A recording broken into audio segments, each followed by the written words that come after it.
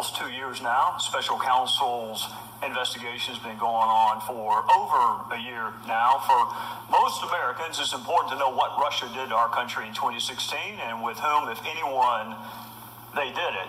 When a foreign state interferes with our democratic electoral process, it should be a chance of a lifetime for a law enforcement agent to investigate that, except apparently the one that was actually picked to investigate it. That was Peter Strzok. FBI agent Peter Strzok was picked to lead the FBI's investigation into what Russia did in July of 2016. It was a counterintelligence investigation begun in late July 2016, and he was leading it. And at about the exact same time he was picked to lead it, this dispassionate and fair FBI agent was calling Trump a disaster, destabilizing for the country.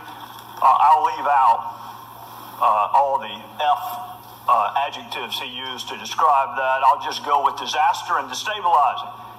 Same time, his FBI lawyer girlfriend, Lisa Page, was telling him he was meant to protect the country. This neutral, dispassionate FBI agent said, I can protect the country at many levels.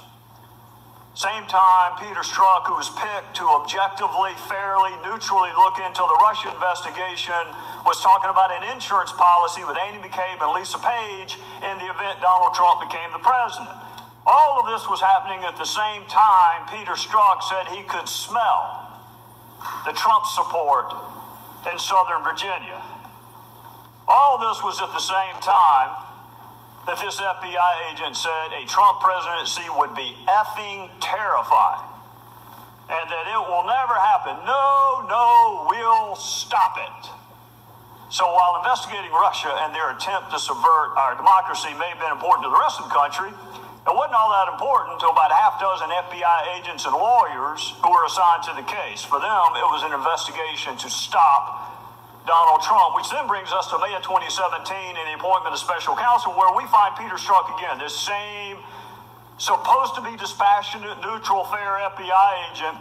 You would think he'd be really excited about investigating what a foreign power tried to do to this country, but you would be wrong again for Peter Strzok at precisely the same time that Bob Mueller was appointed. Precisely the same time Peter Strzok was talking about his unfinished business and how he needed to fix and finish it so Donald Trump did not become president. He was talking about impeachment within 3 days of special counsel Mueller being appointed. 3 days. That's even quicker than MSNBC and the Democrats were talking about impeaching. Within 3 days, the lead FBI agent is talking about impeaching the president. So this is where we are. We're 2 years into this investigation. We're a year and a half into the presidency. We're over a year into special counsel. You have a counterintelligence investigation that's become public.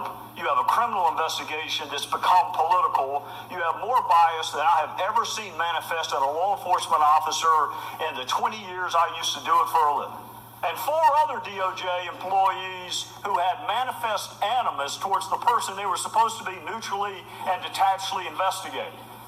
Democrats are using this investigation as a presumption of guilt, which I find astonishing, and in the long run for the health of this republic, I would encourage them to go back to the presumption of innocence that we used to hold sacred. There's a presumption of guilt. There's a desire by Democrat senators to fundraise off of your investigation. More than 60 Democrats have already voted to proceed with impeachment before Bob Mueller has found a single solitary damn thing. More than 60 have voted to move forward with impeachment, and he hasn't presented his first finding. So I'm going to say this to you, Mr. Wray, Mr. Rosenstein. I realize that neither one of you were there when this happened, but you're both there now. Russia attacked this country. They should be the target, but Russia isn't being hurt by this investigation right now. We are. This country is being hurt by it. We are being divided. We've seen the bias. We've seen the bias. We need to see the evidence. If you have evidence of wrongdoing by any member of the Trump campaign, present it to the damn grand jury. If you have evidence that this president acted inappropriately, present it to the American people. There's an old saying that justice delayed is justice denied. I think right now all of us are being denied. Whatever you got, finish it the hell up, because this country is being torn apart.